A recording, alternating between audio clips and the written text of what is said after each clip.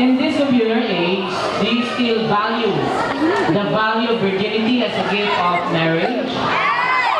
Again, I will repeat the question.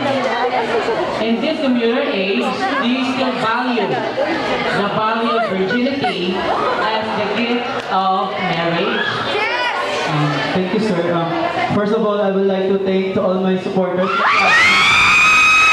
you to everyone, guys, for to the panel of judges and to the all crop of the social science.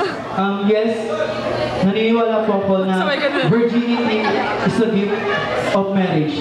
Pero sa akin lang po, opinion ko lang po, nowadays, nakikita naman po natin na parang tayo sa panahon to, nagiging liberated na po tayo.